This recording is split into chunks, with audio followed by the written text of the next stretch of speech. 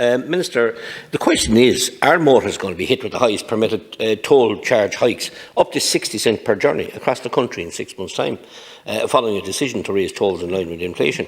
This is another attack on the car and the road and other road vehicles, which will add fuel to the cost of living pressures on motorists, hauliers and other transport operators. And I think maybe yourself, Minister, could be blamed for a bit of blasé in this one, accepting it away and leaving it happen behind the scenes. But then is this another attack, as we say, on the motorists? Increasing toll prices will greatly increase pressures on commuters and businesses during the cost of living crisis. And why would the government-owned M50 up its tolls by just over 9%, while the government then also allows private partnership PPP motorways to bring in maximum tolls under agreements with the state? The new prices come into effect, well, we don't know. Will they come into effect in 6 months? In a recent statement, the State Roads Operator Transport Infrastructure Ireland TII confirmed that the state and the PPP companies have discretion in setting the tolls.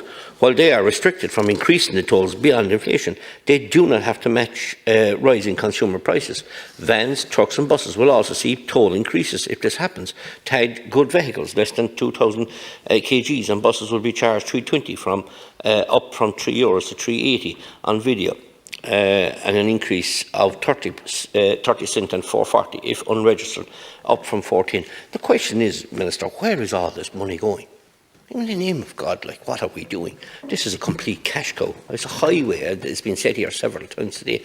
It's highway, absolute highway robbery of the ordinary mother and father. But you're quite happy for that to allow to happen, because you have your motors, you have them paying tax to the state, carbon tax to the state, percentage of the fuel, 50% of fuel to the state. It's just robbery upon, down on top of robbery of the ordinary, innocent mother and father, or trying hard to survive. I went to Cavan yesterday, as Deputy McGrath said, there for the launch of Shane P. O'Reilly's campaign running for the rural independent group in the next election, and last night and back. I passed as a 6 tolls on the way up. And look, that's okay, maybe you'll say I can afford it, but it's a scandalous waste of money, to be quite honest. You're pegging money into an old basket if you don't have the tag yourself. It's a fair con job, I must say, and it does a clever way. I go into Northern Ireland and I can drive around freely, and there's no toll bridges, so how can they survive without hitting their people in the pocket as much as we do? As I said, it's difficult, and when I see, that's fine if that kind of money was distributed in roads in our own areas, but our roads, my own roads down in West Cork, are scandalous. And I raised that issue with the Taoiseach today. I raised the issue about the southern, the Inishannon bypass, not a sod turn, not a brick laid, not a piece of tar put there. The same with the Southern Relief Road in Bandon, the Northern Relief Road in Bandon, and the Bantry Relief Road. I mentioned all those today in my leaders' questions, because we need to survive. We need to promote West Cork. And I've fought very, very hard over the last number of years, and sadly the Taoiseach is now coming to the end of his term at Cork Taoiseach, and he has never allowed any progress in any of those projects. And the Aero report that the Cork County Council, an independent report that brought up recently, showed that we were the lowest.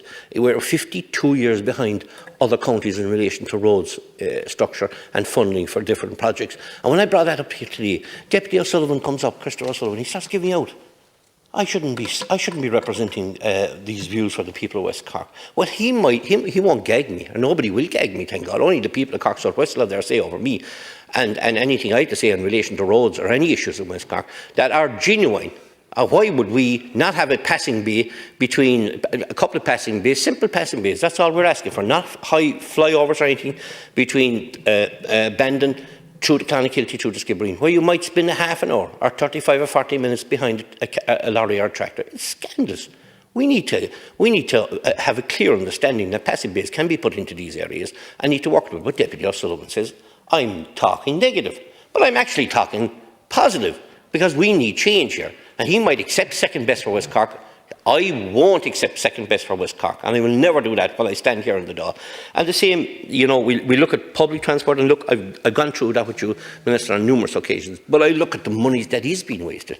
And I look at areas like, I know there's a lot of good footpath structure being done, and footpaths do need to be done. I was going to Castlereagh, as I do fairly often, the other day, and I was looking at the footpaths. And Minister, I'd love you, if you're down in West Cork, and you do love West Cork, and you might give a trip down there someday and give me a shout, and I'd take you up there. Some of the footpaths are, honest to God, I'd nearly consider landing a plane on them. And this is outrageous. And then people tell me if there's a lorry with a high mech and one meet the other, they have to drive up on the footpath. What in the name of God is going on? You'd have to see it. Like, it's lovely to see a new footpath. I absolutely welcome that. But not these unbelievably sized footpaths that are bigger than the roads themselves if you look at them from both sides. It's insane. Absolute insane. It's happening in other areas too, and there are a lot of people telling me about it. Look, Minister, while we're on roads and we're on driving and we're on talking about the tolls, and tolls are a vicious charge as it is, I would plead with you to look at the driving instructor situation in Skibbereen. And we have a situation where the driving tester has moved on. The two permanent ones, the second one going to move on soon. People that applied for a test 2 or 3 weeks ago were told they'd get a test in 3 months, which is a bit unfair, but we'd live with that. Now some people that applied last Friday and others are being told it's 6 months. So there's a serious situation there. Again, we had a senator in West Cork in the Senate last week said I was scaremongering. My phone is full from people ringing me and ringing my office saying, why can't we get our driving test in some kind of situation where 2 to 3 months, it's some way acceptable, but not 4, 5 or 6 months. And it's not acceptable, Minister. And I plead with you to find out what's the situation there, how we got full-time driving testers available to us on the 1st of January 2023 in Skibbereen. I will not accept second best. Maybe Deputy Christopher Sullivan and the Senator in West Cork might, but I will never do that for the people of West Cork.